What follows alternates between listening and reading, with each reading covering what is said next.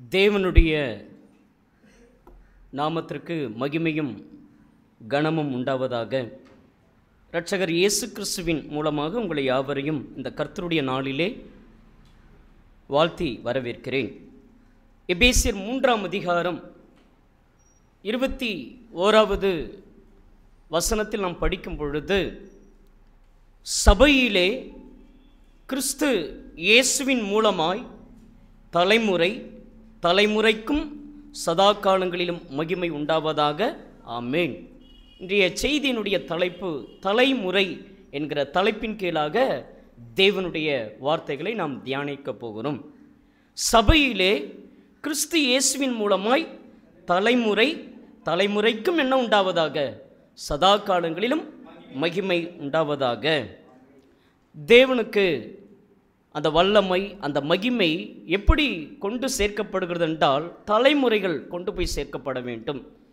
பெற்றோர்கள் பல பேர் இங்கே இருக்கிறீங்க, உங்களுடைய பெற்றோர்கள் உங்களை வழிநடத்தியிருப்பார்கள், அல்லது புறஜாதி மார்க்கத்திலிருந்து நாம் கடந்து வந்திருப்போம், அல்லது இப்பொழுது இருக்கக்கூடிய தலைமுறை, வரக்கூடிய தலைமுறைகளுக்கு நாம் எப்படிப்பட்ட ஒரு குடும்பமாக இருக்கிறோம், எப்படிப்பட்ட காரியங்களை சொல்லி நாம் கடந்து செல்லுகிறோம் என்பதை வேதாகமத்திலிருந்து நாம் பார்க்க போகிறோம்.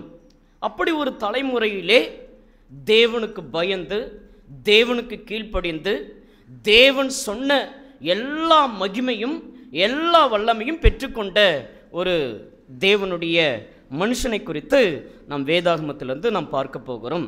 பரிசுத்த வேதாகமத்திலே நம்ம இப்பொழுது படித்த வண்ணமாக, சபையிலே கிறிஸ்து இயேசுவின் மூலமாய் தலைமுறைக்கும் தலைமுறைக்கும் சதா காலங்கள் என்ன உண்டாகுவதாக என்றால் மகிமை உண்டாவதாக.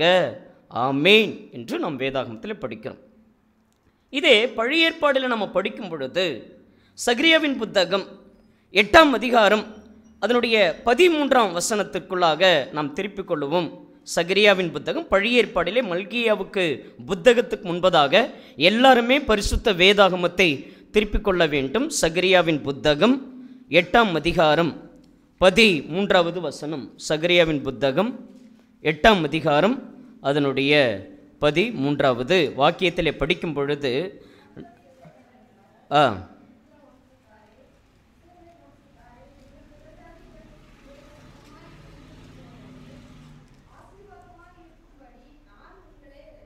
சம்பவிப்பது என்னவென்றால், யூத வம்சத்தாரே, இஸ்ரவேல் வம்சத்தாரே, நீங்கள் புறஜாதிகளுக்குள்ளே எப்படி இருந்தீர்கள் என்றால் சாபமாய் இருந்தது போலவே ஆசீர்வாதமாய் இருக்கும்படி நான் உங்களை ரட்சிப்பேன்.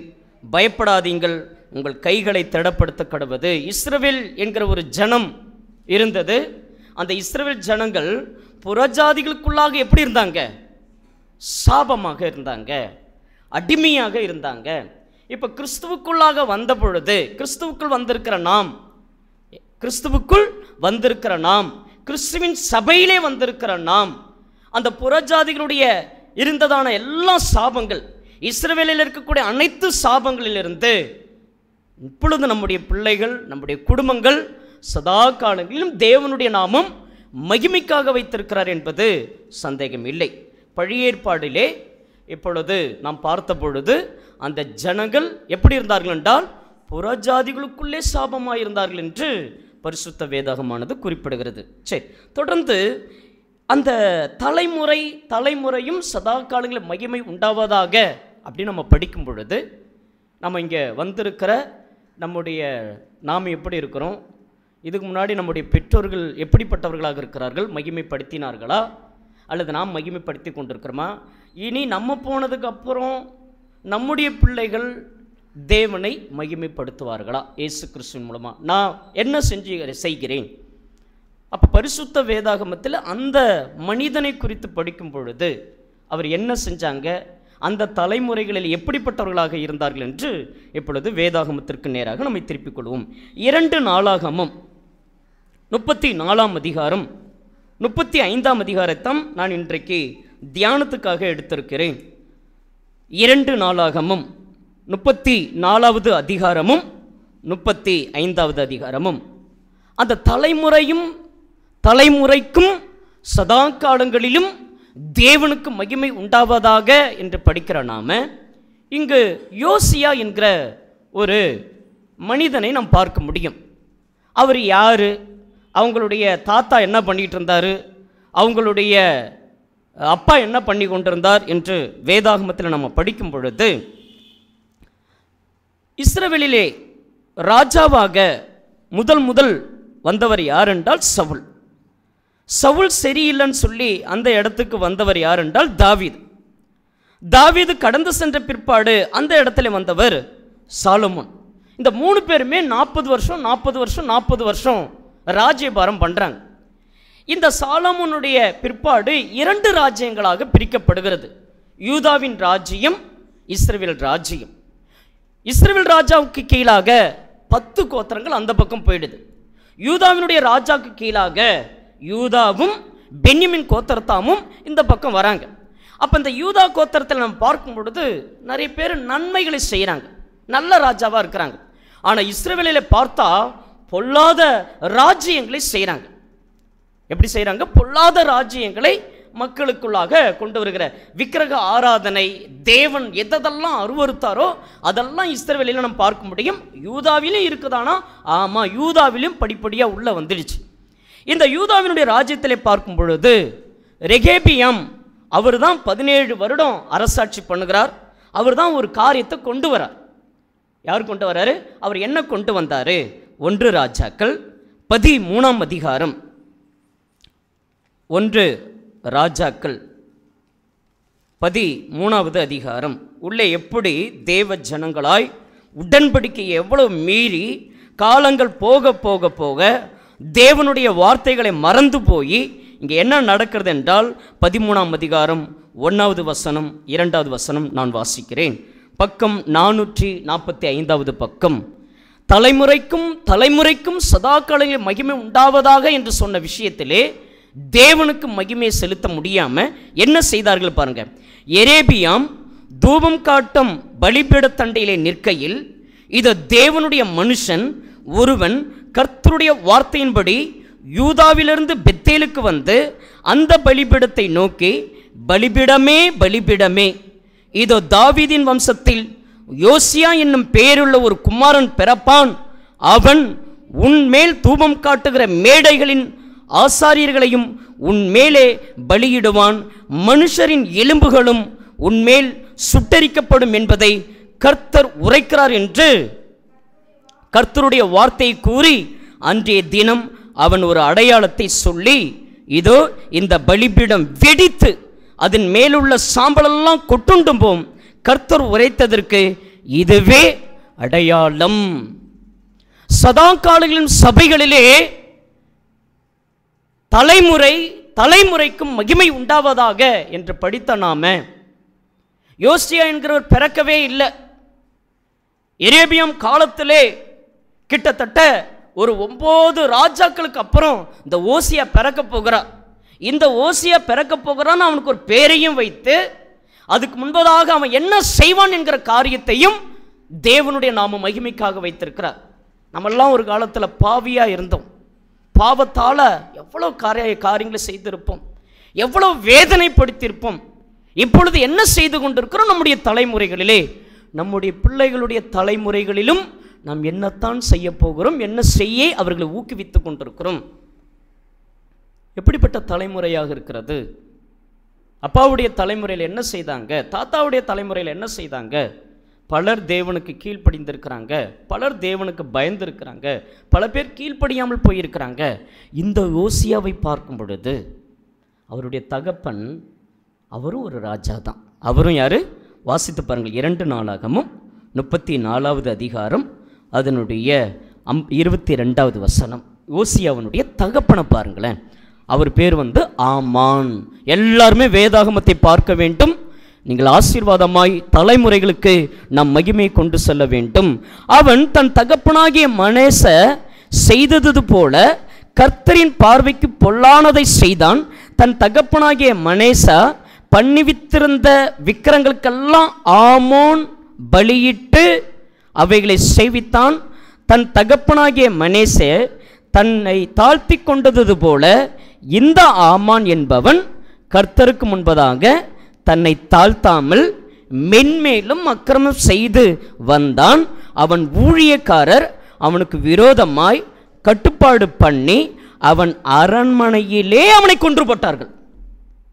யாரு?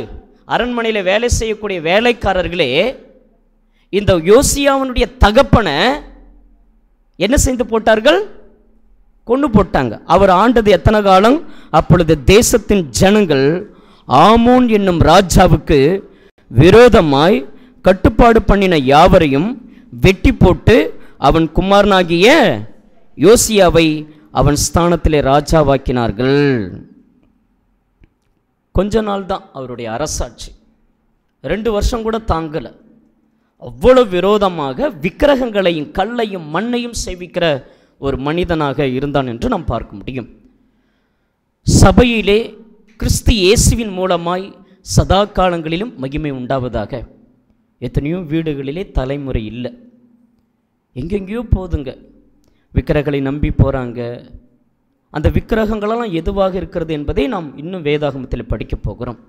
அந்த யோசியா ராஜா அவர் என்ன செய்தார் என்றால் 34ஆம் அதிகாரம் முதல் வசனத்திற்குள்ளாக நாம் கடந்து வருவோம்.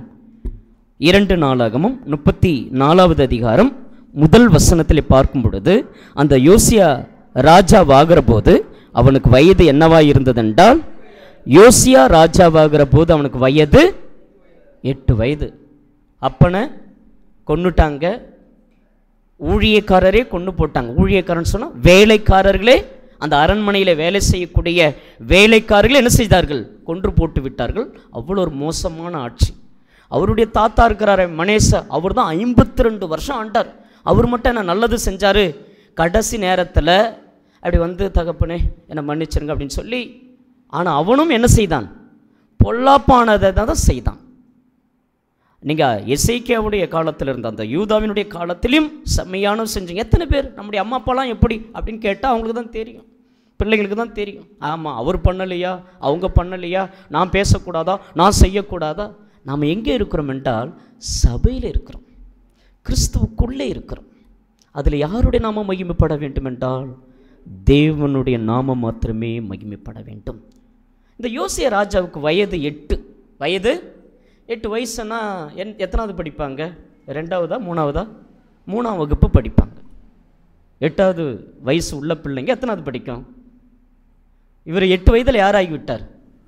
இப்போ நம்ம சபையில் 8 வயது பிள்ளைங்கள்லாம் இருந்தாங்கன்னா நமக்கு தெரியும். இப்போ நம்மளாம் 8 வயசு கடந்தோம், என்ன தெரியும் அதுங்களுக்கு? கோலி விளையாடும், திருடம் போலீஸ் விளையாட்டு விளையாடும், என்னென்ன விளையாட்டு இருக்குதோ சின்ன பிள்ளைங்களுக்குள்ள. இப்போல்லாம் எந்த விளையாட்டும் பிள்ளைங்களாம் இப்போ விளையாடுறதில்ல, எல்லாம் இப்போ செல்ஃபோனில் தான் விளையாடிக்கிட்டு இருக்கு. இப்போலாம் என்ன பிள்ளைங்க? செல்ஃபோன். நீ பாரு, எங்கேயும் போயிடாத, டிவியை போட்டுப்பார், கார்ட்டூன் போட்டுப்பார், நீ வந்து இந்த சேனலை போய் பாரு. பிள்ளைங்களுக்கு அப்படி சொல்லி கொடுக்குற எப்படிப்பட்ட பெற்றோர்கள்! தலைமுறையிலும் சதா காலங்களிலும் யாருடைய நாமம் மகிமைப்பட வேண்டும் என்றால் தேவனுடைய நாமம் மகிமைப்பட வேண்டும். யோசியா ராஜாவாகிற போது 8 வயதாக இருந்து எத்தனை வருஷம் ஆளுகை செய்தார் என்றால் 31 வருஷம் ஆளுகை செய்கிறார். இந்த யோசியா ராஜாவை குறித்து பிறக்கவே இல்லை, எத்தனையோ வருடங்களுக்கு முன்பதாக இந்த யோசியா பற்றி சொல்கிறாரு. அவன் எல்லாவற்றையும் என்ன செய்வான்? சுட்டரித்து போடுவான். நாம் என்ன செய்கிறோம்? 8 வயது ஆட்சியை கையில் கொடுத்திருக்கிறார் தேவன். உங்கள் எல்லாருடைய கைகளிலும் இப்போ என்ன கொடுத்திருக்கிறார்? ஆட்சியை கொடுத்திருக்கிறார். நீங்கள் தான் ஆள்றீங்க, உங்கள் வீட்டை ஆள்றீங்க. சில பிள்ளைங்களும் ஆளுகை பயங்கரமாக பண்ணும். அந்த பொருள் எனக்கு வந்தே ஆகணும், இந்த துணி எனக்கு வாங்கி ஆகணும், இதை நான் செஞ்சே ஆகணும் அப்படின்னு பண்ணுவாங்க இல்லையா? சேட்டை பண்ணும் பார்த்தீங்களா? அதுக்கு செல்லம், அதை கொட்டி அதை சிக்ஷித்து அதை ஒழுங்குபடுத்தி நடத்துகிற பெற்றோர்கள்லாம் அப்படியே இல்லை. எங்கள் அப்பா அப்படி அடித்தார், நாங்களும் அப்படி தான் இது பண்ணணுமா? இல்லை, அடி வாங்குகிற பிள்ளைகள் அல்ல. அதை ஒழுக்கமாய் சொல் பேச்சு கேட்டு கீழ்ப்படிந்தால் அது சபையிலே கிறிஸ்து இயேசுவின் மூலமாய் தலைமுறைக்கும் என்ன உண்டாவதாக என்றால் மகிமை உண்டாவதாக. 8 வயதிலே என்ன கொடுக்கிறார் என்றால் ஆட்சியை கையில் கொடுக்கிறார். எவ்வளோ மகா பெரிய தேவன்! 8 வயசில் என்ன ஞானம் இருக்குது சொல்லுங்கள்? இப்போ நம்முடைய தமிழ்நாட்டை ஆளுகிறதான மு.க. ஸ்டாலின், அவருக்கு எவ்வளோ ஞானம் இருக்கும், எத்தனை அறிவு, எத்தனை காரியங்கள் செய்யணும். இல்லையா? இப்போ சின்ன பிள்ளைங்கள்கிட்ட கொடுத்தா அந்த சேரில் உட்காந்துட்டு அது என்ன பண்ணும்? எதாவது தெரியுமா? இதை செய்ய அதை செய்யன்னு தெரியுமா? கொஞ்சம் யோசித்து பார்க்க வேண்டாமா? நமக்கு எதாவது தெரியுமா? நமக்கு அந்த அறிவு இருக்குதா? நமக்கு அந்த ஞானம் இருக்குதா? அந்த விவேகம் இருக்குதா? அந்த புத்தி இருக்குதா? எதை எப்படி செய்யணும், எதை எப்படி கையாளணும், ஏதாவது தெரியுதா? நம்ம பிள்ளைகளுக்கு நம்ம என்ன சொல்லி கொடுக்குறோம்? நம்ம இருக்கிற பொழுது நான் இருக்கிறேன் இல்லை, அதுக்கு எல்லா விஷயத்தையும் சொல்லி கொடுக்கணும். அந்த தலைமுறை தேவனுடைய நாமத்தை மையப்படுத்தணும். எங்கள் அப்பா இருந்தார், படிக்கலன்னா அடி பின்னி எடுத்துருவார். தலையிலலாம் பல அடையாளத்தெல்லாம் வாங்கி வச்சுருக்கிறேன், 9 தையெல்லாம் வாங்கி வச்சுருக்கிறேன். ஏன்னா படிக்கணும், படிக்க வேண்டிய வயதிலே படிக்கணும், செயல்படுத்த வேண்டிய காரியங்களை செயல்படுத்த வேண்டும். இல்லைன்னா நான் இப்படி இருக்கும், வாழ்க்கை ரொம்ப மோசமான ஒரு காலமாய் போய்விடும். இந்த 8 வயதிலே அவன் எப்படிப்பட்ட ஒரு ஒரு மனிதனாக இருக்கிறான், அப்படி அவனுடைய வயதை இப்போ ஒன்று ஒன்றா நம்ம பார்க்க போகிறோம். 34வது அதிகாரம் அதனுடைய 2வது வசனத்தில் அந்த 8 வயதிலே அவன் என்ன செய்தான் என்றால், அவன் கர்த்தருடைய பார்வைக்கு என்ன செய்தான் தெரியுமா? அதுக்கு பொய்னா என்னன்னு தெரியுமா? அதுக்கு திருட்டுனா என்னன்னு தெரியுமா? அதுக்கு அசிங்கமாக பேசுறதுனா என்னன்னு தெரியுமா? ஒன்றுமே தெரியாது 8 வயதில் அந்த குழந்தைக்கு. இப்போ அவன் எதை என்ன செய்கிறான்? கர்த்தருடைய பார்வைக்கு. இவருடைய அப்பா மோசமான ஆட்சி செய்தார், இருக்கக்கூடிய அந்த ஊழியக்காரர்கள் என்ன செஞ்சிட்டாங்க? கொண்டு போட்டாங்க. அவருடைய தாத்தா மனேசா, அவனும் பொல்லாத ஆட்சி. அதுக்கு மேலே இருக்கக்கூடிய எசேக்கியா, அவரும் என்ன பண்ணாரு? இந்த காரியம்லாம் பிற்காலங்களில் வரும். ஆனால் இங்கே நம்ம என்ன படிக்கிறோம்? அவன் அந்த 8 வயதிலே தேவனுக்கு செம்மையா நடக்கிறான். என்ன நடக்கிறான்? செம்மையானதை செய்கிறான். பா, எவ்வளோ அழகாக போய் சொல்லுது, எவ்வளோ அசிங்கமாக பேசுது தெரியுமா? சென்னையெல்லாம் பார்த்தீங்கன்னா சில பிள்ளைங்க கொஞ்சம் அசிங்கமாக பேசிடுச்சுன்னா, எவ்வளோ அசிங்கமாக பேசுது என் பிள்ளை. அது என்ன பண்ணும்? டப்புன்னு வாயில் ஒன்று போடாமல் திருகி அதை உட்கார வைக்காமல் என்ன பண்ணுறது? அதுக்கு என்ன பண்ணுறது? நல்லா உற்சாகப்படுத்துவது. ஆனால் இங்கு அவன் என்ன செய்தான் என்றால், தன் தகப்பனாகிய தாவீதின் வழிகளில் வலதும் இடதுபுறமாக விலகாமல் நடந்தான் 8 வயதில். எந்த வயதில்? 8 வயதில். நம்முடைய தலைமுறைகளுக்கெல்லாம் நம்ம சொல்லித்தரணும். அந்த வார்த்தை உங்களுக்கும் எனக்கும் தேவை. நான் 8 வயசில் விக்கிரக ஆராதனை செய்து கொண்டிருந்தேன். நான் விக்கிரக 10 வயதில் தான் கிறிஸ்துக்குள் வரோம். எங்கள் வீட்டில் வாடகைக்கு வந்த ஒரு ஸ்நேகராஜ், இந்த கன்னியாகுமரி டிஸ்ட்ரிக்டார் தான். அவர் தான் எங்களுடைய வீட்டில் வாடகை இருந்து, அவர் தான் என்ன செய்வாங்க, நாங்கள் பள்ளிக்கூடத்துக்கு போயிட்டோன்னா அவங்க வசனத்தை பற்றி சொல்லுவாங்க, அவங்க வீட்டில் இருந்து ஜெபம் பண்ணால் நாங்கள் சிரிச்சுக்கிட்டு இருப்போம். ஆனால் தேவன் தீர்மானம் பண்ணுகிறார், சபைகளிலே கிறிஸ்து இயேசுவின் மூலமாய் சதா காலங்கள் மகிமைப்படுவதாக. சரி, 3வது வசனத்தில் பார்ப்போம். அவன் தன் ராஜ்யபாரத்தின் 8வது வருஷம். அப்படின்னா எத்தனை வயசு இருக்கான்? இப்போ 16 வயது. இப்போ 16, 16 வாலிப வயது.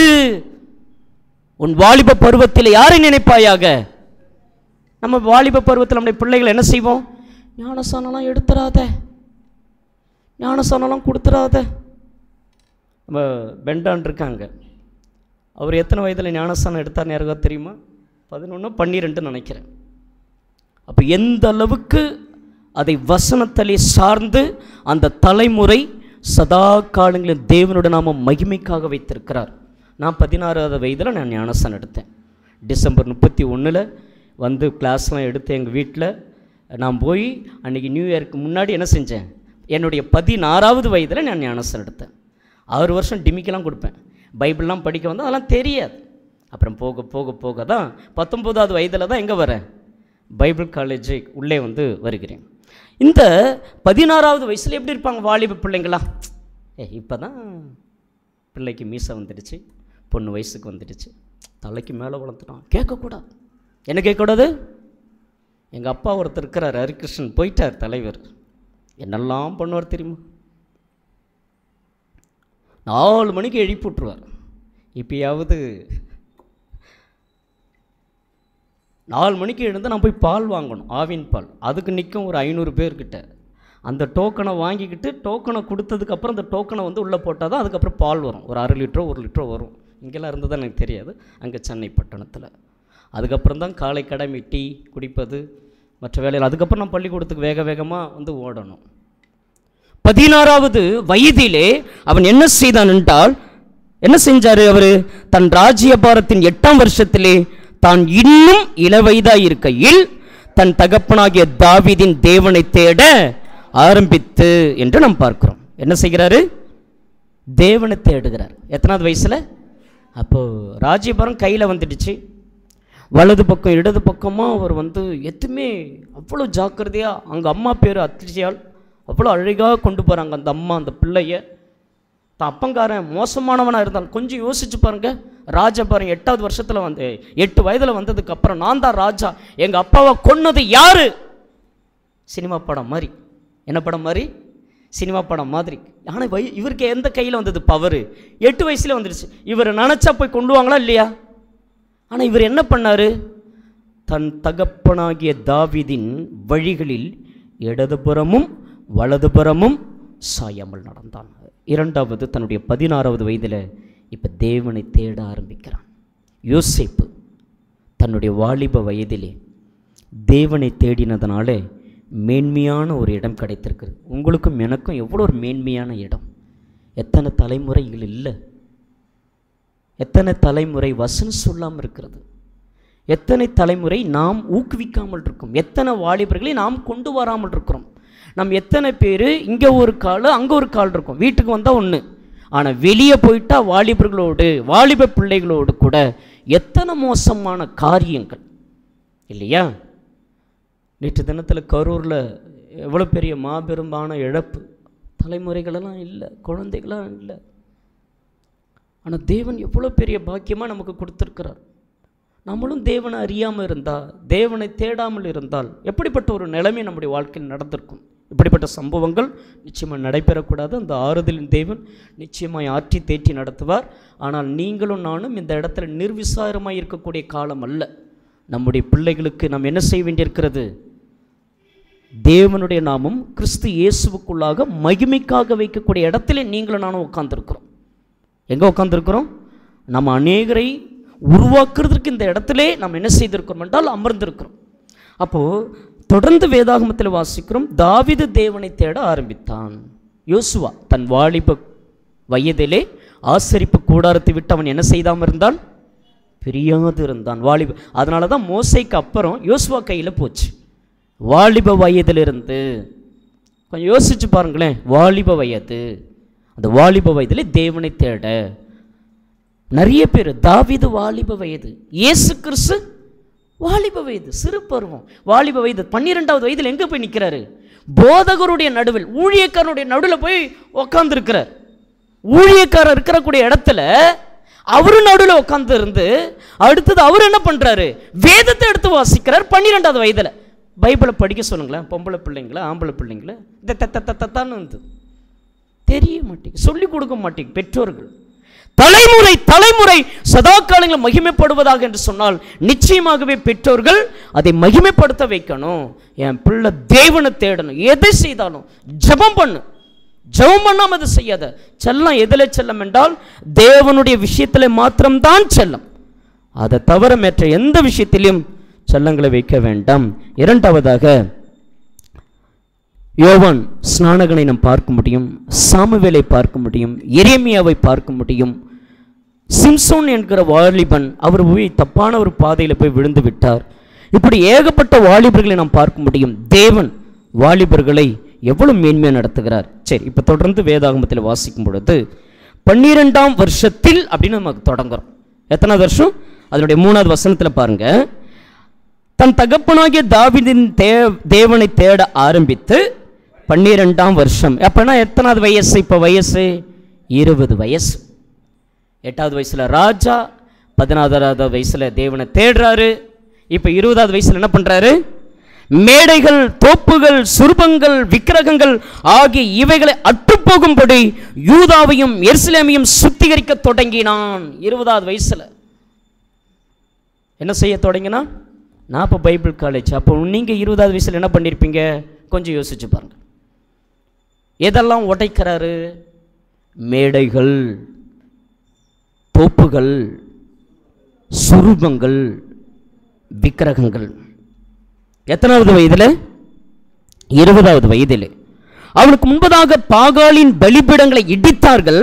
அவைகள் மேலிருந்த சிலைகளை வெட்டி விக்கிரக தோப்புகளை வார்ப்பு விக்கிரகங்களையும், அதாவது வார்ப்புனானது, வார்ப்புனா தெரியுமா? மோல்டிங், செய்யறது, கட்டையால் செய்யறது, மண்ணால் செய்யறது. நல்லா புரிஞ்சுங்க. கட்டையால் செய்கிற விக்கிரகம், மண்ணால் செய்யக்கூடிய விக்கிரகம், கல்லினாலே செய்யக்கூடிய விக்கிரகம், பொன்னினாலே செய்யக்கூடிய விக்கிரகம், வெள்ளினாலே செய்யக்கூடிய விக்கிரகம், இதெல்லாம் அங்கே வச்சிருக்கிறாங்க. 1 ராஜாக்கள்ல படிக்கிற நாம என்ன படித்தோம்? அவன் எல்லாத்தையும் சுட்டெரிச்சு போடுவான். யார் சொல்லி கொடுத்தது? யார் சொல்லி கொடுத்தது? தேவனுடைய திட்டம் என்ன? உங்களுக்கு பிறக்கக்கூடிய பிள்ளைகளுக்கு நீங்கள் என்ன சொல்லி கொடுக்குறீங்க? மனோவுக்கு பிள்ளை இல்லை, அந்த பிள்ளையை எப்படி வளர்க்க வேண்டும், அந்த பிள்ளை எப்படி நடத்த வேண்டும். 31 வருஷம் ஆட்சி செய்கிறாருன்னா தாய் என்ன பண்ணிக்கிட்டு இருக்கிறது? தகப்பன் என்ன பண்ணிக்கிட்டு இருக்காரு? கொடுத்துக்கிட்டு இருக்கீங்களா? உதவி பண்ணிட்டு இருக்கீங்களா? கடவுளுடைய விஷயத்துலலாம் பங்கும் இல்லை, என்ன இல்லை, பாகமும் இல்லை. நீ வேர்வை சிந்தி சம்பாதித்த பணம் எங்கே போகுது? கடவுளை பிரியப்படுத்தலை. அவன் என்ன செய்து கொண்டிருக்கிறான்? தன்னுடைய 20வது வயதிலே எல்லா விக்கிரகத்தையும் அவன் என்ன செய்கிறான் என்றால் அகற்றி, அதை இடித்து, அந்த வார்ப்பு விக்கிரகங்களையும் வெட்டு விக்கிரகங்களையும் உடைத்து நொறுக்கி அவைகள் பலியிட்டவர்களுடைய பிரோத குழிகள் மேலே தூவி. யாரெல்லாம் பலியிட்டார்களோ அவங்க பிரோத குழி இருக்குதான், அந்த குழியின் மீது என்ன செய்கிறாரு? எல்லாத்தையும் தூள் தூளாக்கி அவங்க மேலே தூவுறார். அங்க சொன்னார் இல்லையா, 1 ராஜாக்கள்ல சொன்னார் இல்லையா, அது எங்க நடக்குது பாருங்க. 5வது வசனத்திலே பூஜாச்சாரிகளின் எலும்புகளை அவர்களுடைய பீடங்கள் மேலே சுட்டெரித்து இவ்விதமாய் யூதாவையும் எருசலேமையும் சுத்திகரித்தான். வசனம் அன்னைக்கு தெரியுமானா தெரியாது. அதுக்கப்புறம் நீங்க படிக்க போனா தெரியும். அதுக்கப்புறம் தான் வருது, ஒன்னொன்னா வருது. வசனம் கையில் இல்லை, வசனமே கையில் இல்லை, நியாயப்பிரமாண புஸ்தகமே கையில் இல்லை. இப்போ இவர் என்ன செய்கிறார்? 3வது, அவர் இப்பொழுது எல்லாவற்றையும் சுட்டெரிக்கிறார். எப்பா எங்கள் வீட்டில் என்ன இல்லை, அந்த ஆத்தா இந்த ஆத்தா, அந்த சாமி இந்த சாமி, நல்ல வேலை இல்லை. இதல்ல விக்கிரகம். வேதாகமத்தில் எதெல்லாம் தேவனுக்கு முக்கியம் கொடுக்காத நீங்கள் எதையை முக்கியப்படுத்துகிறீர்களோ, உங்கள் நேரத்தை எதில் போய் செலவு பண்ணுறீங்களோ, இப்போ டிவியில் போய் செலவு பண்ணுறோன்னு வச்சுங்களேன், அதுதான் உங்கள் விக்கிரகம். செல்ஃபோன் நீங்கள் செலவு செய்கிறதா இருந்தால் அதுதான் உங்கள் விக்கிரகம். விக்கிரகம் என்ன நினச்சிக்கிட்டு இருக்கோம்? தேவன் என்ன சொன்னார்? நம்முடைய இருதயத்தில் என்ன பதிச்சு வச்சிருக்கிறோம்? தேவன் கொடுத்த பிரமாணம் யாத்திராகமம் 20ஆம் அதிகாரத்தில் நம்ம படிக்க முடியும். இங்கு நாம் பார்க்கும் பொழுது பாகாலுக்கு பலிபீடங்களையும் தோப்புகளையும் மரங்களையும் பூஜை செய்கிறவங்க சுரூபங்களையும் விக்கிரகங்களையும் அற்றுப்போகும்படி அவன் சுத்திகரித்தான் என்று நாம் பார்க்க முடியும். நிறைய பேர் தங்களுடைய இருதயத்தை என்ன செய்து வைத்திருக்கிறார்? எதுக்கோ செதுக்கி வச்சிருக்கிறாங்க. எங்க எதுக்கோ செதுக்கி வச்சிருக்கிறாங்க. எங்களுடைய ஹீரோ யார் தெரியுமா? யார் எங்க ஹீரோ? நேற்று நடந்து பார்த்தீங்களா? நிறைய பேருக்கு அவர் தான் ஹீரோ. பிள்ளைகளுக்கு, வாலிப பிள்ளைகளுக்கு, நிறைய பேர் பிள்ளைகளுக்கு, நடிகர் நடிகைகள், அவங்கள யாரா இருக்கிறாங்க? அவங்க தான் விக்கிரகம். தேவன் என்ன சொன்னார்? நாம் என்ன செய்து கொண்டிருக்கிறோம்?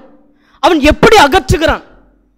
நம்முடைய பிள்ளைகளுக்கு எதை விது அது போட்டுங்க, கொஞ்ச நாள் அதெல்லாம் அப்படி சுற்றி பார்த்துட்டு அதெல்லாம் ஊரெல்லாம் சுற்றிட்டு அதெல்லாம் அப்படி வரட்டும், பின்னாடி வரட்டும். இப்பயே என்ன அதெல்லாம் கடவுளுக்குள்ள இல்லை. செய்கிறது தப்பு என்பதை சுட்டி காட்ட வேண்டும். அது தவறு. அது ஒரு பெரிய விக்கிரகம். பல பேர் ஃபோட்டோவை வச்சிருக்கிறான், சில பேர் செல்ஃபோனில் வச்சிருக்கிறான், எந்த நேரமும் அவனை குறித்தே பார்த்து கொண்டிருக்கிறான். நடிகர்கள் நடிகைகள், அவன் என்ன ட்ரெஸ் போடுறான், அவன் எதை செய்கிறான், அவன் எப்படி பேசுகிறான், அவன் எப்படி நடிக்கிறான், அவனுடைய ஹேர் ஸ்டைல் என்ன, அடுத்த படம் என்ன வரப்போகுது, எத்தனை அரசியல் காரியங்கள், என் தலைவர் என்ன செய்ய போகிறார், என் தலைவருடைய திட்டம் என்ன, எப்படி எதிரிகள், எல்லாவற்றையும் என்ன செய்து கொண்டிருக்கிறார்கள். அந்த ஸ்கிரீனில் வந்தால் போதும், ஃபஸ்ட்டு நாள் அதுக்கு போய் விசல்லாம் அடித்து அதுக்கு முத்தம்லாம் கொடுத்து அதுக்கு பாலெல்லாம் ஊற்றி, இன்றைக்கு தலைமுறை எங்கே இருக்கிறது? இருக்கா இல்லையா? பார்க்குறோம் இல்லையா? அடா பாவி, நாம் இங்கேருந்து என்ன பண்ணுறோம்? எத்தனை லைக்ஸ் போய் கொண்டு இருக்கிறது நம்மகிட்ட இருந்து, எத்தனை பேர் அதை நம்ம பார்த்து கொண்டு இருக்கிறோம். நீங்களும் நானும் படம் வந்தால் அதில் எத்தனை பேர் அட்மையர் ஆகிறோம்? அந்த ஸ்க்ரீனில் வந்தால் போதும் எத்தனை பேர்? இன்னைக்கு எங்கே இருக்குது தலைமுறை? நாம் எப்படி இருந்தோம்? நாம் என்ன செய்து கொண்டிருக்கிறோம்? இல்லைப்பா, நான் எப்போ கிறிஸ்துவுக்குள்ளே வந்தனோ இப்போ அவர் தான் என்னுடைய ஹீரோ. அந்த ஹீரோ யார் என்றால் அவர் தான் இயேசு கிறிஸ்து. சபையிலே, சபைனா இன்னைக்கு யார்? நீங்களும் நானும் தான் சபை. அந்த சபையிலே கிறிஸ்து இயேசுவின் மூலமாய் சதா காலங்கள் என்ன உண்டாவதாக? மகிமை உண்டாவதாக. உங்களுக்கு நீங்கள் பார்க்குற அந்த பூமியில் எதெல்லாம் நீங்கள் பார்க்குறீங்களோ அது உங்களுக்கு விக்கிரகமாக இருக்கிறது. அடுத்தது ஸ்போர்ட்ஸ் நீங்கள் பார்ப்பீங்க. எனக்கு நல்ல கிரிக்கெட்னா ரொம்ப பிடிக்கும், நான் நல்லா விரும்பி பார்ப்பேன். ஆனால் கடவுளுக்குள்ளாக வந்ததுக்கப்புறம் நம்ம என்ன செய்யணும்? எல்லாத்தையும் மாற்றிக்கணும். அது எந்த நேரம் அந்த டைமிங்கெல்லாம் அதில் என்ன ஆகும்? ஸ்போர்ட்ஸ். சில பேருக்கு டென்னிஸ், ஃபுட்பாலு, வாலிபாலு, கிரிக்கெட்டு, இதெல்லாம் அப்படியே அந்த யார் அவரை மாதிரியே நான் இருக்கணும், அவரை மாதிரியே நான் செய்யணும். அவரை பற்றி எவ்வளோ கிரேசியாக இருப்பார்கள் இன்றைக்கு. அவருக்கு யாருன்னு இவர் தெரியாது, அவருக்கு இவர் யாருன்னு தெரியுமா? ஆனால் இவருக்கு அவர் மேலே ஏகப்பட்ட ஆசை இருக்கும். அந்த ஆசை தான் விக்கிரகம். அடுத்தது செல்ஃப் ஐடென்டிட்டி. நம்மளை சுயநலம், என் சாப்பாடு, என் ட்ரெஸ்ஸு, எனக்கு வேணும், எனக்கு இதை செய்யணும், எனக்கு எனக்கு எனக்கு எனக்கு நம்ம அதை பார்த்து கொண்டிருக்கிறோம். இயேசு சொன்னார் அல்லவா, யாது ஒருவன் என்னிடத்தில் வந்த தகப்பனையாவது, தாயாவது, சகோதரனையாவது, சகோதரியாவது, மனைவியாவது, பிள்ளைகளாவது தன் ஜீவனையும் வெறுக்காவிட்டால், தன் ஜீவனையும் வெறுக்காவிட்டால் எனக்கு யாரும் இல்லை. தன்னை பரிசோதித்து பார்க்கணும் வசனத்தை விட்டு. இது பெரிய விக்கிரகம். நம்மளை பெருமையே பேசிக்கும், நம்ம பெரிய ஆளாக பேசிக்கும். அந்த இடத்துல நம்முடைய உணர்வுகள் எப்படிப்பட்டதாக இருக்கிறது? நம்முடைய நாலேஜ், நம்முடைய ஸ்கில், நம்முடைய இமேஜை நம்ம காப்பாற்றுறதுக்கு நம்ம என்னெல்லாம் செய்கிறோம்? வேலை. சில பேருக்கு வேலை விக்கிரகமாக இருக்குது. வேலைக்கு போகலான்னா அவ்வளோதான், வேலையை விட்டு துரத்தி விட்டுருவான். இல்லை, அந்த 6 நாள் நீ வேலை செய் சொன்னாரா இல்லையா? 6 நாள் நீ வேலை செய். ஆனால் வாரத்தின் 7வது நாள் என்ன செய்ய வேண்டும்? ஒரு வேலையும் செய்யக்கூடாது. நம்ம ஒரு நாள் முழுவதும் இல்லை, கிடைக்கிற 2 மணி நேரம், 8 to 10, 8 மணிலேருந்து 10, அந்த பாட்டை கூட பாடுவதற்கு, அந்த ஜெபம் கூட பண்ணுறதுக்கு, அதுக்கப்புறம் நம்ம என்ன சாக்கு போக்கு சொல்ல போகிறோமா? அவர் சொல்லணும் இல்லையா, சரிப்பா உன் உயிரை கொஞ்சம் ஒதுக்கி வைக்கிறேன்ப்பா, நான் எப்படி இருக்கும்? நேற்று பார்த்த அந்த நிகழ்ச்சி எவ்வளோ வேதனையாக இருந்தது. அழுது கத்துது, மாரில் அடிச்சுக்குது, பிள்ளைய காப்பாற்றி கொடுத்துருங்க. உயிர் போயிடுச்சுமா, உயிர் போயிடுச்சு. நம்மளாம் உயிரோடு இருக்கோம் இல்லையா? எவ்வளோ நிர்விசாரம், எவ்வளோ அசதி. பார்த்துக்கலாம். நம்ம என்ன புறஜாதியா? நம்ம கிறிஸ்து இயேசுவுக்குள் கொண்டு வந்து தலைமுறைக்கும் எங்கள் அப்பாவே லேட்டாக வந்தார். இப்போ என்ன, எங்கள் அம்மா தான் லேட்டாக போனாங்க, நாங்கள் லேட்டாக போனால் என்ன அப்படின்னு வருமா இல்லையா? நிர்விசாரம் வருமா வராதா? உங்களுடைய பெற்றோர்கள் என்ன சொல்லி கொடுத்தார்கள்? பிள்ளைகளுக்கு என்ன சொல்லி கொடுக்குறோம்?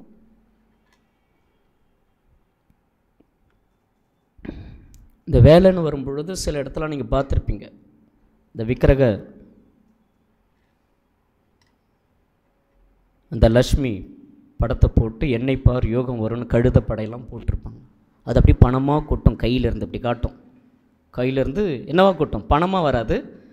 அதில் பார்த்தீங்கன்னா தங்க காசெல்லாம் வெளியே அப்படியே குவிஞ்சிருக்கும். அதை பார்த்த உடனே, அந்த முகத்தை பார்த்த உடனே எப்படி இருக்கும்? எங்கள் வீட்டில் என்ன வரணும்? லக்ஷ்மி வரணும். யார் வரணும்? லக்ஷ்மிலாம் நிறைய வந்துருக்கு. பூஜை பண்ணுவது, அந்த பிஸ்னஸ்க்காக எத்தனை நகைகள், உலக பொருள்கள், எவ்வளவெல்லாம் விக்கிரகங்கள் உள்ளுக்குள்ளே வந்திருக்கிறது. அடுத்தது பொழுதுபோக்கு. போர் அடிக்குது இல்லை? என்ன அடிக்குதான்? ஜெபம் பண்ணுறதுக்கு போர் அடிக்குது. பைபிள் படிக்க போர் அடிக்குதா? பைபிள் படிக்க போர் அடிக்குது. வந்துட்டா இப்போ தான் இந்த நேரத்தில் தான் ஜெபம் பண்ணுமா? இன்றைக்கி வந்துட்டார் வீடு ஊழியக்காரருக்கு வர சமயம் பற்றியா? வீடு சந்திக்கிறத பற்றியா? எத்தனை மணிக்கு வர்றாரு பற்றியா? இப்படியே வர்றது எப்பா வரதுன்னு காத்திருந்த ஜனங்கள். இதெல்லாம் விக்கிரகம், பொழுதுபோக்கு. அங்கே எங்கேயாவது கொண்டுட்டு போயேன், வீட்டு உள்ளே அடங்கியிருக்கும்ல. நீ என்ன ஜெபம் பண்ண, என்ன நீ பைபிள் படித்த, என்ன நீ செஞ்ச உன்னை கொண்டு போகிறதுக்கு இல்லையா? பொழுதுபோக்கு. பொழுதுபோக்கில் அங்கே என்ன இருக்கிறது?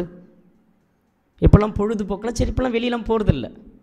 சில பேர் போகிறாங்க, சில பேர் போகிறதில்ல. இப்போல்லாம் வீட்டிலே வந்துடுச்சு. நெட்ஃப்ளிக்ஸ், ஓடிடிலாம் வந்துடுச்சு, யூடியூப் வந்துடுச்சு. நம்ம கையில் இன்டர்நெட் காரியங்கள் நிறைய இருக்கிறது. இந்த video game, musics, TV, serial இதெல்லாம் வந்துடுச்சு. இன்றைக்கி உலகத்தாரில் தம் பிள்ளைகளை உலக பாட்டை பாடுவதற்கு ஊக்குவிக்கிறாங்க. நம்மளும் என்ன பண்ணுறோம்? என்ன குரல், சூப்பர் குரல், என்னமோ பாடுது அந்த சின்ன குழந்தை, அந்த சின்ன பொண்ணு என்ன அழகாக பாடுது. நம்ம பிள்ளைங்க பாட்டு பாடுறதுக்கு அங்கே பாட்டு போட்டிருக்காங்க, கற்றுன்னு கத்துறேன். 4 பேர் கத்தி பாட்டு பாடுன்னு பார்த்தா தொண்டை கூட என்ன வர மாட்டேங்குது. பிசாசு எவ்வளோ அழகாக குரல் பிடிச்சி வச்சுருக்கான் பார்த்தீங்களா? எவ்வளோ அழகாக பிடிச்சி வச்சுருக்குறோம். தேவனுடைய பாடலை பாட முடியாமல் விக்கிரகங்கள் எங்கெங்கெல்லாம் இருக்கிறது. பாட்டு போட்டு ஏதாவது ஒரு புது பாட்டு வந்தால், ஏதாவது புதுசாக ட்ரெண்ட் ஆகினா என்ன பண்ணுறோம்? அதை பல முறை கேட்டு மனப்பாடம் பண்ணி நாம் என்ன செய்கிறோம்? ஆனால் கடவுளுடைய பாட்டு, இங்கே புது பாட்டு பாடும்போது பழைய பாட்டு பாடினாலும் அப்படியா? யோசியா ராஜா இருக்கக்கூடிய விக்கிரகங்கள் எல்லாம் அவன் வெட்டி அகற்றி தூள் தூளாக்கி, யார் இதை பலிபீடம் கட்டினார்களோ அந்த இறந்து போன அந்த விரோத குழி மீதே அவன் என்ன செய்தான் என்றால், என் தாத்தா என்ன பண்ணார் எனக்கு தெரியாது, என் பாட்டி என்ன பண்ணிகிட்டு இருந்தாங்கன்னு எனக்கு தெரியாது. ஆனால் யோசியா ராஜா அவனுடைய குணங்கள் நமக்குள் வர்ணது வேண்டும். 20வது வயதில் விக்கிரகங்களெல்லாம் அழிக்கிறாரு. 20வது வயசு கொஞ்சம் நினச்சி பாருங்களேன். அப்படி இருக்கணும், இப்படி இருக்கணும். வருமா வராதா? இப்போ என்ன வயசு இந்த 20வது வயசில்? கொஞ்சம் யோசிச்சு பாருங்கள். உங்கள் 20வது வயசில் என்ன பண்ணியிருப்பீங்க? லவ் பண்ணுவோங்க இல்லையா மனதளவில்? சில சொல்லும், சிலது சொல்லாமல் இருக்கும். அது வீட்டுக்கு எவ்வளோ ஒரு வேதனை கொண்டு வந்து கொடுத்துருக்கும், எவ்வளோ ஒரு அசிங்கத்தை கொண்டு வந்து கொடுத்துருக்கும், எவ்வளோ ஒரு பாரத்தை கொண்டு வந்து கொடுத்துருக்கும். யோசியா ராஜா தன்னுடைய 20வது வயதிலே விக்கிரகங்களெல்லாம் அழிக்கிறார். என்ன அழிக்கிறாரு? ஆனால் நம்ம பிள்ளைகளை நம்ம எதில் ஊக்குவிக்கிறோம்? எதில் ஊக்குவிக்கிறோம்? நாம் எதில் இருந்தோம் ஃபஸ்ட்டு? இப்பயும் நீங்கள் பார்த்தீங்கன்னா செக்ஸல் அப்படிப்பட்ட காரியத்திலும் பிள்ளைகள் விழுந்து போயிருக்கிறத நம்ம பார்க்க முடியும். ஆசைகள், மாமிச ஆசைகள், மாமிச இச்சைகள். அப்பா அம்மா இருக்கிறாங்க, எங்களுக்கு பார்த்து அதை பண்ணி கொடுப்பாங்க, அப்படிலாம் இல்லை. நீ லவ் பண்ணு, ஊக்குவிக்கிறதா? எத்தனை பாய் ஃப்ரெண்ட், எத்தனை கேர்ள் ஃப்ரெண்டு நேசிக்கக்கூடிய காரியம். தேவன் பின்னாடி போகாம எத்தனை பேர் காதல் பின்னாடி போய் கொண்டிருக்கிறார்கள். அவன் எனக்கு யாரா இருக்கிறான்? ஏஞ்சல் மாதிரி இருக்கிறான். அவன் எனக்கு யாரா இருக்கிறான்? ஹீரோ மாதிரி இருக்கிறான். அந்த வாலிப வயதிலே, அவன் தன்னுடைய வாலிப வயதிலே யோசியா வாலிப இச்சைகள் எல்லாம் முற்றிலுமாய் மாற்றிவிட்டார். இதெல்லாம் போதாதுக்கு அந்த வாலிப வயசில் இருந்த அந்த திமிரு வயசாகியும் சில பேருக்கு இருக்கிறது. நீங்கள் நல்லா பாருங்கள். அப்போ இருந்தோம் அதே மாதிரி இப்போவும் வயசானதுக்கு அப்புறம் எத்தனை தாய், எத்தனை தகப்பனார் கொண்டு தெரியுங்களா?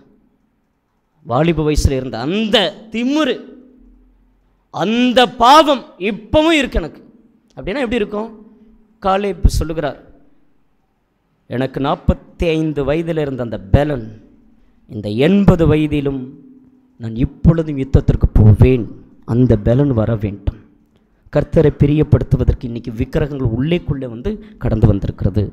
வேதாகமத்தில் நாம் பார்க்கும் பொழுது பலருடைய வயிறு என்னவாக இருக்கிறது? பிலிப்பியர் 3ஆம் அதிகாரம் 19வது வசனம். கடகடகடன்னு சில வார்த்தைகளை சொல்லி நான் நிறைவு செய்ய ஆசைப்படுகிறேன். எல்லாருமே பிலிப்பியர் 3ஆம் அதிகாரம் 19வது வசனத்திற்கு திருப்பிக் கொள்ளுங்கள்.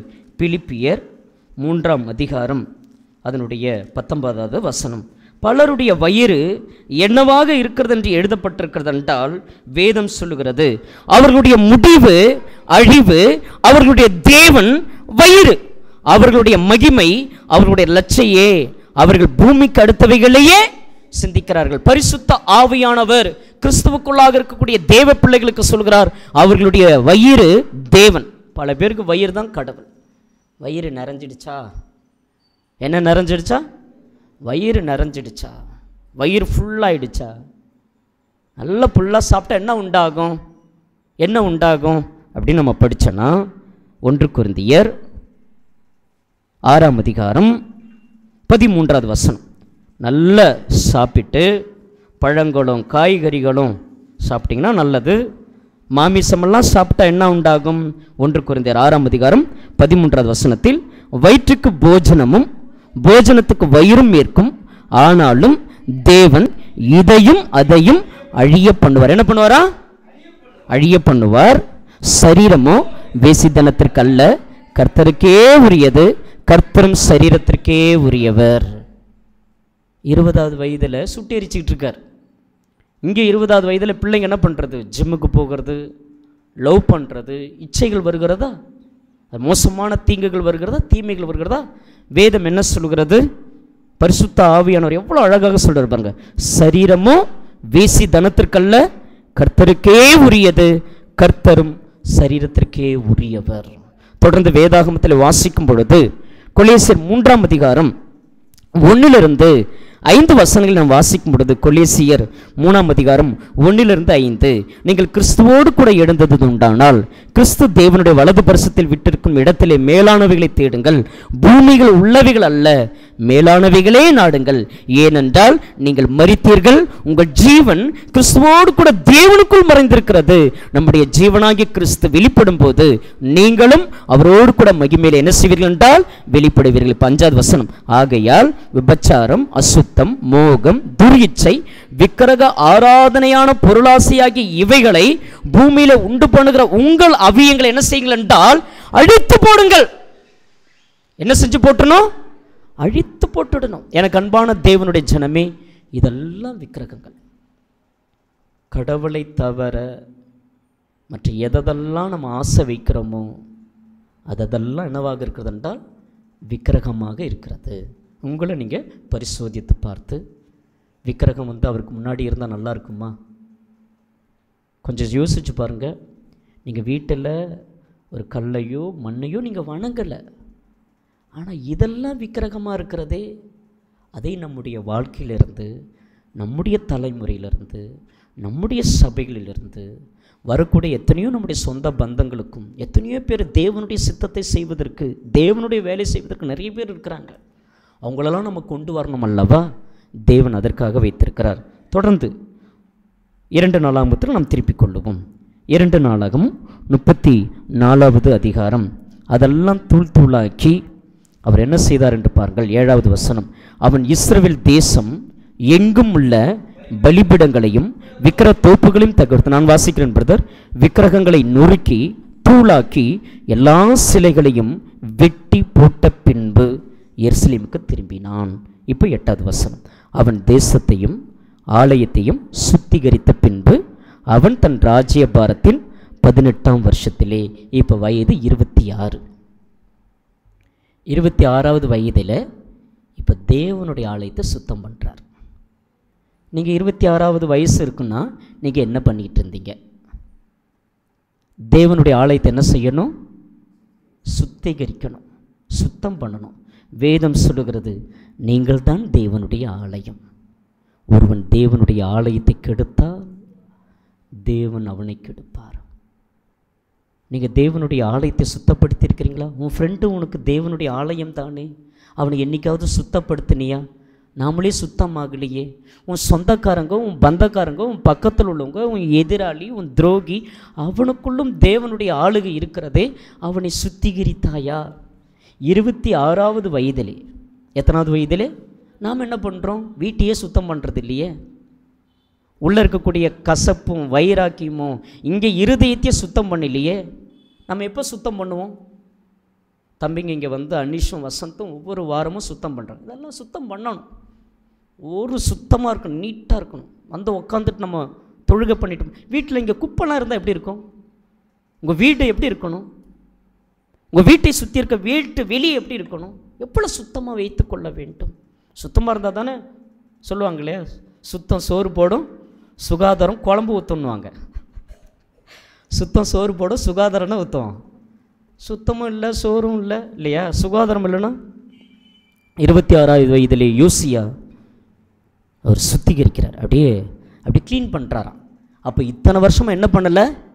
தேவனுடைய ஆலயத்தை என்ன பண்ணலை? பழைய ஏற்பாடிலே தேவனுடைய ஆலயம்னா என்னது? ஆலயம், கட்டிடம். புதிய ஏற்பாடில் ஆலயம்னா யாரு? நாம தான் ஆலயம். நம்மை நம்ம சுத்திகரிக்கணும், நாம் அதுக்கு ஒழுக்கமாக இருக்கணும். அப்போ தான் மற்றவங்களுக்கு போய் நம்ம என்ன செய்ய முடியும்? உனக்கே ஜெபம் பண்ண தெரில, உனக்கே பைபிள் படிக்க தெரில, வரக்கூடிய ஆத்மாவே அனுப்பி விட்டுறது. போயிடு, அந்த பக்கம் எங்கேயாவது போயிடு, இந்த வந்துடாது, எங்கள் கூட நாசமாக போயிடுவேன், எங்கள் வீடே சரியில்லை, அந்த பக்கம் ஓடிடு.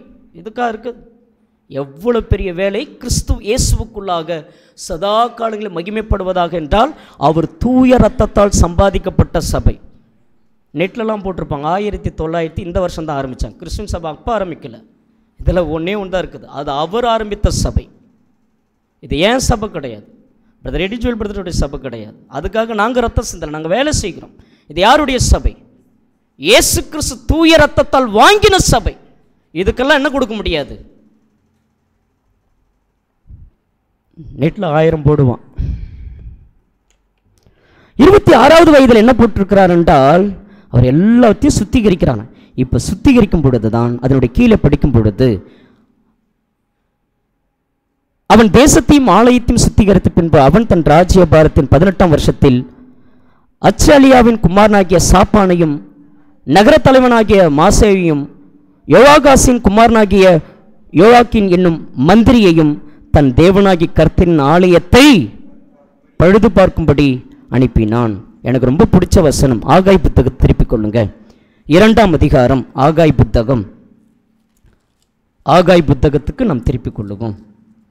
தேவனுடைய ஆலயம் எப்படி இருக்குதுன்னு அங்கே சொல்லும் பொழுது அவ்வளோ ஒரு வேதனையாக சொல்லுவார். ஆகாய் புத்தகம் 2ஆம் அதிகாரம் எடுத்துட்டிங்களா?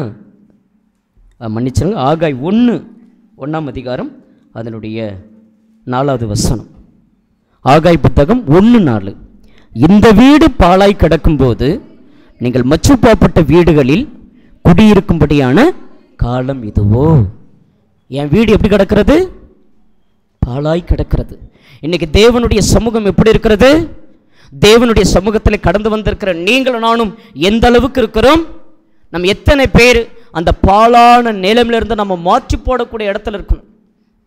உன் நண்பனோடு கூட, உன்னுடைய சிநேகிதரோடு கூட, உன் சொந்த பந்தங்களோடு கூட நீ திருமணத்திற்காக, நீ செத்து போனதற்காக பொழுதை கழிக்கிறாயே. தேவனுடைய வார்த்தை பழுது பார்க்கணும். உனக்கு தெரியாதா? இங்கே என்னென்ன வேலை இருக்குன்னு தெரியுமா உங்களுக்கு? இதில் எவ்வளோ வேலைகள் நடந்து கொண்டிருக்குன்னு தெரியுமா? இங்கே என்ன செய்ய வேண்டும் என்பது தெரியுமா? என்ன செய்து கொண்டிருக்கிறோம்? இந்த ஊழியம் வளர்வதற்கு நாம் என்ன செய்து கொண்டிருக்கிறோம்? என்ன ஆலோசனை செய்து கொண்டிருக்கிறோம்? இதில் எவ்வளவு மெனக்கெடுக்கு இருக்கிறது. ஒரு குடும்பத்தை நடத்தும் போதே அவ்வளவு கஷ்டமாக இருக்குன்னா இந்த சபையை நடத்துவது எவ்வளவு காரியங்களாக இருக்கிறது. சென்னை பட்டணத்திலேயாவது கொஞ்சம் ட்ராக்ஸ் போய் கொடுக்கலாம். இங்கே ட்ராக்ஸ் கூட கொண்டு போய் கொடுக்க முடியல, போய் மக்களை போய் பார்க்க முடியல, தெரிஞ்சவங்களுக்கு போய் சொல்ல வேண்டியதாக இருக்குது. எவ்வளோ பெரிய இடத்துல இருக்கிறோம். பல இடத்துல சாப்பாடு போட்டாச்சு, பல இடத்துல அடிமையாக வச்சாச்சு. அங்கே போயிடாத. நாம் அவர் என்ன சொல்கிறாரோ, ஜபம்னா இங்கே தான் பண்ணணும், பாட்டுனா இப்படி தான் பாடணும், தெய்வ செய்தினா இப்படி தான் கொடுக்கணும், கர்த்தருடைய பந்தினா இப்படி தான். பல இடத்துல கெமிக்கலை ஊற்றிக்கிட்டு இருக்கான்.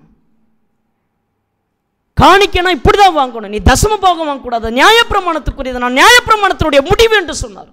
இவ்வளோ சொல்லி எத்தனை பேர் அந்த தலைமுறைகளிலே அந்த பாழாய் கிடக்கிற காரியங்களை நம்ம சுத்திகரிக்க வேண்டும் அல்லவா? அவர் என்ன பண்ணுறாரு பாருங்களேன். கீழே வேதாகமத்தில் படிக்கும் பொழுது இப்படியே அவங்க பழுதுபடுத்தி 10வது வசனத்திலே வேலையை செய்விக்கும்படி கர்த்தருடைய ஆலயத்தின் விசாரிப்புக்காரனிடத்தில் கைகளில் அதை கொடுத்தார்கள்.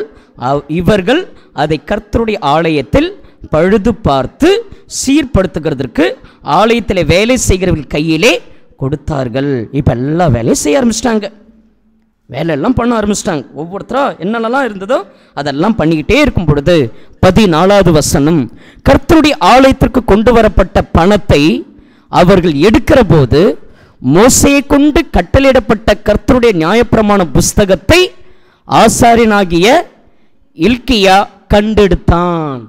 அப்படியே வீட்டை க்ளீன் பண்ணும் பொழுது சில பொருள் கிடைக்கும், பீரோவை க்ளீன் பண்ணும்போது சில பொருள் கிடைக்கும், அலமாரியை க்ளீன் பண்ணும்போது சில பொருள் கிடைக்கும். ஆனால் கர்த்தருடைய ஆலயத்தை பழுது பார்த்து கொண்டிருக்கும் பொழுது இப்போ நியாயப்பிரமாண புஸ்தகம் கிடைக்குது. இப்போ தான் கிடைக்குது. நியாயப்பிரமாண புஸ்தகம் கையில் இல்லை, ஆனாலும் தன்னுடைய 8வது வயதில் தேவனை தேடுகிறார். தன்னுடைய 16வது வயதில் அவர் தன்னுடைய தகப்பனை தேடுகிறார், கர்த்தருக்கு செம்மையானதை செய்கிறார். 20வது வயதில் அவன் விக்கிரகங்களையும் தோப்புகளெல்லாம் வெட்டி சாய்க்கிறார். இப்போ 26வது வயதில் பழுது பார்க்கிறார். என்ன பார்க்கிறாரு? பழுது பார்த்து அதை பரிசோதித்து அதை சரி செய்து ஆத்துமாக்களை சரி செய்கிற வேலைகளிலே நீங்களும் நானும் இருக்க வேண்டும். அந்த 26வது வயதிலே இப்பொழுது நியாயப்பிரமாணம் புஸ்தகம் கண்டெடுக்கப்பட்டாச்சு. எவ்வளோ சந்தோஷம் பாருங்கள். 15வது வசனத்திலிருந்து, அப்பொழுது இலக்கியா சம்பிரதியாகிய சாப்பானை நோக்கி, கர்த்தருடைய ஆலயத்திலே நியாயப்பிரமாண புஸ்தகத்தை கண்டெடுத்தேன் என்று சொல்லி அந்த புஸ்தகத்தை சாப்பான் கையிலே கொடுத்தார்கள். இப்போ வசனம் 18, ஆசாரனாகிய இல்க்கியா என்னும் ஒரு புஸ்தகத்தை கை கொடுத்தான் என்பதை சம்பிரதியாகிய சாப்பான் ராஜாவுக்கு அறிவித்து ராஜாவுக்கு முன்பதாக இப்போ தான் வாசிக்கிறாங்க. ஆசாரிகள் போய் கண்டு எடுத்துட்டாங்க, சுத்தம் பண்ணிட்டாங்க. அந்த கண்டுபிடிச்சவங்க ராஜா கையில் கொண்டு வந்து அதை வாசிக்கிறாங்க. நியாயப்பிரமாணத்தின் வார்த்தைகளை ராஜா கேட்டபொழுது அவன் தன்னுடைய வஸ்திரங்களெல்லாம் என்ன செய்தான் என்றால் கிழித்து கொண்டான். நீ எங்கே வசனம் கேட்க முடியும் என்றால், நீங்கள் ஞாயிற்றுக்கிழமை கர்த்தருடைய நாள், உங்களுடைய வீடுகளில் வேத பாட வகுப்பு, எத்தனை வீடுகளில் வேத பாட வகுப்பு தடைப்பட்டிருக்குது. நீ வளர முடியுமா? நீ உருவாக முடியுமா?